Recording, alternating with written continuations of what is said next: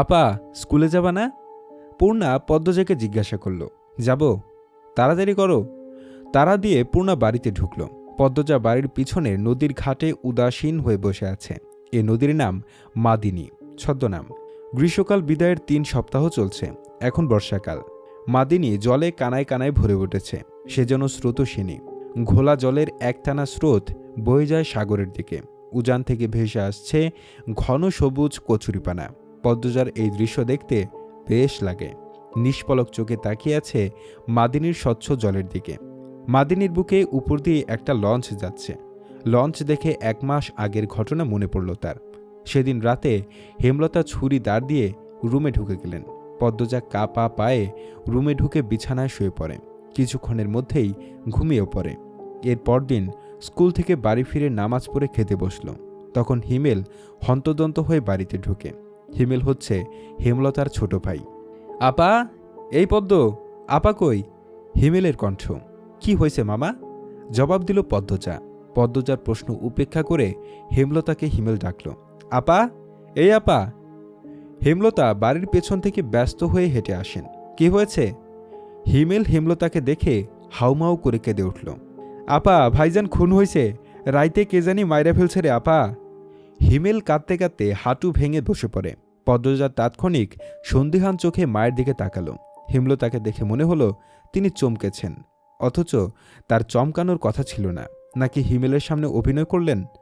পূর্ণা, প্রেমাকে ওদিক আসতে দিস না পদ্ম, আমি আসছি। হেমলতা বাড়ির বাইরে মিলিয়ে যান। হিমেল পাশে খুঁড়িয়ে খুঁড়িয়ে হাঁটছে। ছেলেটা বোকাশোখা, জন্মগত প্রতিবন্ধী। 22 বছরের হিমেল এখনও শিশুদের মতো আচরণ করে। কথায় কথায় খুব কাঁদে। সেখানে তার ভাই খুন হয়েছে। 1 মাস তো প্রতিদিন নিয়ম করে কাঁদবে। পদ্মজা রাতেই ভেবেছিল এমন ঘটনা ঘটতে পারে, তবুও এখন ভয় পাচ্ছে খুব। পুলিশ কি এসেছে? মাকে কি ধরে নিয়ে যাবে? ভাবতে গিয়ে পদ্মজার বুক ধক করে উঠল। গ্রামের কাছেই শহর, থানা, পুলিশ নিশ্চয়ই চলে এসেছে। পদ্ম ধপ করে মাটিতে বসে পড়ল। সে ঘামছে খুব। নাক, মুখ, গলা ঘেমে একাকার হয়ে যাচ্ছে। পূর্ণা খুনের কথা শুনেই খুব ভয় পেয়েছে। তার মনে হচ্ছে সেও খুন হবে। খুব বেশি ভীতু পূর্ণা। পদ্মজার শরীর কাঁপতে থাকে। চোখে ভাসছে হেমলতাকে পুলিশ শিকল দিয়ে বেঁধে নিয়ে যাচ্ছে। তার খুব কান্না পাচ্ছে। আর সময় নষ্ট না করে তড়িঘড়ি করে উঠে দাঁড়ালো পদ্মজা। মাথায় ওড়নার আঁচল টেনে নিয়ে পূর্ণার উদ্দেশ্যে বলল, প্রেমারে দেখে রাখিস বোন, বাড়ি ভর্তি মানুষ, আরও মানুষ আসছে। হেমলতা মানুষজনকে ঠেলে হানিফের লাশের সামনে গিয়ে দাঁড়ালেন। তখন ফর্সা রঙের 2 জন মহিলা ঝাঁপিয়ে পড়ে তার উপর। আকস্মিক আক্রমণে হেমলতা অপ্রস্তুত হয়ে পড়েন। খেয়াল করে দেখেন 2 জন মহিলা তার মা আর বোন। তারা হাউমাউ করে কাঁদছে, কিন্তু হেমলতার তো কান্না পাচ্ছে না। ব্যাপারটা লোকচক্ষু ঠেকছে না। একটু কি কান্নার অভিনয় করা উচিত? হানিফের মৃতদেহ দেখে মনে হচ্ছে কেউ ইচ্ছে মতো কুপিয়েছে। হেমলতা তা দেখে শান্তি লাগছে। এমন শান্তি অনেক দিন পাওয়া হয়নি। পদ্মজা সেখানে উপস্থিত হয়। হেমলতার নজরে পড়ে। ভীতু চোখে মায়ের চোখের দিকে তাকালো পদ্মজা।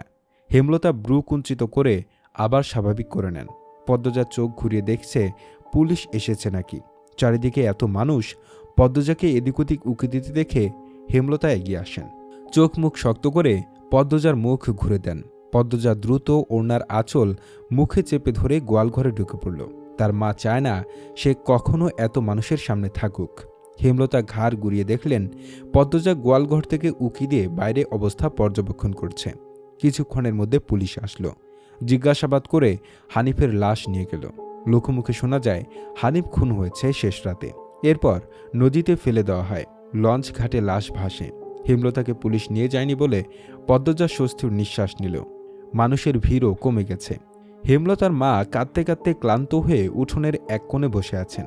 পদ্মজা গুটি পায়ে গোয়ালঘর থেকে বেরিয়ে আসলো। হেমলতা পদ্মজার দিকে তাকিয়ে মৃদু হাসেন। সেই হাসি দেখলেন হেমলতার মা মঞ্জুরা। তিনি কিছু একটা ভেবে নেন। হেমলতার কাছে এসে কিরমির করে বলেন, তুই খুন করছস। তোমার কেন মনে হচ্ছে এমন? হেমলতার কণ্ঠ স্বাভাবিক, অথচ পদ্মজা এই প্রশ্ন শুনে ভয় পেয়েছে খুব। যদি নানু পুলিশকে বলে দেয়, পুলিশ তো তার মাকে নিয়ে যাবে। কাল রাইতে তুই আইসিলি হানিফের ঘরে, আমি দেখি নাই? রাগে কাঁপছেন মঞ্জুরা। আসছি। হেমলতার নির্বিকার স্বীকারোক্তি। কেন মারলি আমার ছেড়ারে? তোর কি ক্ষতি করছে? আসছি বলে আমি খুন করেছি?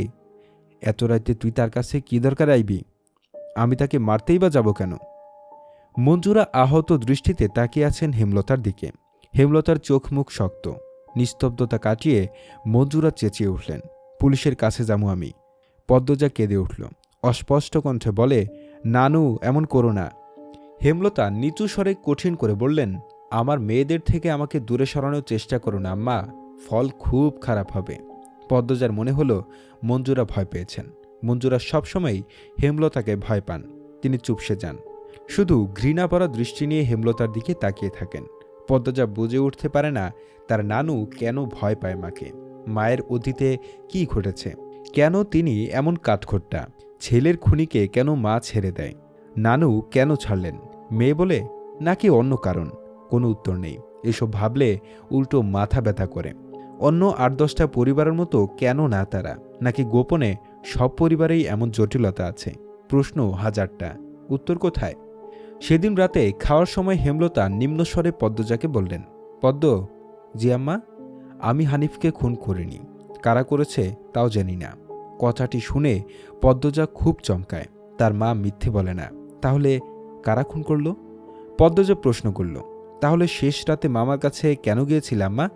হেমলতা জবাব দেননি। খাওয়া ছেড়ে উঠে যান। পদ্মজার ভাবনার সুতো কাটল কারো পায়ের আওয়াজ শুনে। ঘাড় ঘুরিয়ে মোর্শেদকে দেখতে পেল। মোর্শেদ পদ্মজাকে ঘাটে বসে থাকতে দেখে বিরক্তিতে কপাল কুঁচকাল। এই ছেড়ি, যায়েন থেকে। পদ্মজার কান্না পায়, খুব খারাপ লাগে। নিঃশব্দে একটা ফোঁটা জল গড়িয়ে পড়ে। তা আড়াল করে ব্যস্ত পায়ে বাড়ির ভেতরে চলে যায়। কয়েক মাস পর পদ্মজার মেট্রিক পরীক্ষা। ৩ বোন বই নিয়ে সড়কে উঠল। পদ্মজার কোমর অবধি ওড়না দিয়ে ঢাকা।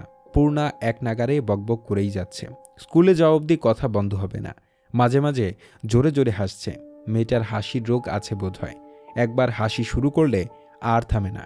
পদ্মজা বারবার বলছে, আম্মা রাস্তায় কথা বলতে আর হাসতে মানা করছে, চুপ কর না। তবুও পূর্ণা হাসছে। বাড়ির বাইরে এসে সে মুক্ত পাখির মতো আচরণ করে। তাকে দেখে মনে হয় খাঁচা থেকে মুক্ত হয়েছে। পদ্ম, ওই পদ্ম, খাড়া। পদ্মজা ক্ষেতের দিকে তাকালো। লাবণ্য ক্ষেতের আইল ভেঙে দৌড়ে আসছে। লাবণ্য আর পদ্মজা এক শ্রেণীতে পড়ে। লাবণ্য কাছে এসে হাঁপাতে থাকলো। শান্ত হওয়ার পর 4 জন মিলে স্কুলের উদ্দেশ্যে হাঁটা শুরু করলো।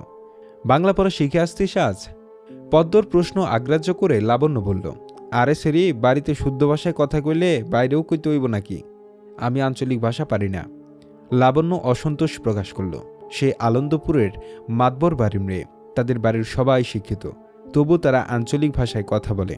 পরিবারের 2-3 জন সদস্য ছাড়া। আর পদ্মজার 14 গোষ্ঠী মূর্খ। 2-3 জন ছাড়া, তবু এমন ভাব করে আঞ্চলিক ভাষা নাকি পারে না। সত্যি আমি পারি না। ছোট থেকে আম্মা শুদ্ধ ভাষায় শিখিয়েছে, উনিও বলেন, তাই শুদ্ধ ভাষায় কথা বলতেই আরাম পাই। পূর্ণা তো পারে, আমার চেষ্টা করতে ইচ্ছে হয় না। আচ্ছা বাদ দে, শুন, কাল আমরার বাড়িতে নায়ক নায়িকারা আইব। পূর্ণা বিগলিত হয়ে প্রশ্ন করল, কেন আসবো? কোন নায়ক? শুটিং করতে, ছবির শুটিং। পদ্মজা এসবে কোনো আগ্রহ পাচ্ছে না। পূর্ণা খুব আগ্রহ বোধ করছে। সপ্তাহে একদিন সুমিদের বাড়িতে সাদা কালো টিভিতে সে ছায়াছবি দেখতে যায়। তাই অভিনয় শিল্পীদের প্রতি তার আগ্রহ আকাশ ছোঁয়া। পূর্ণা গদগদ হয়ে প্রশ্ন ছুড়ল, কোন নায়ক নায়িকা বলো না লাবণ্য আপা? দাঁড়া, মনে করছি। পূর্ণা কৌতূহল নিয়ে তাকিয়ে আছে। লাবণ্য চোখ বুজে মনে করার চেষ্টা করল। এরপর মনে হতেই বলল, লিখন শাহ আর চিত্রা দেবী। তুমি আমার ছবির নায়ক নায়িকা? হ। স্কুলে যাওয়ার পুরোটা পথ লাবণ্য আর পূর্ণা ছায়াছবি নিয়ে আলোচনা করল। মূল বক্তব্য ছিল লিখন শাহ।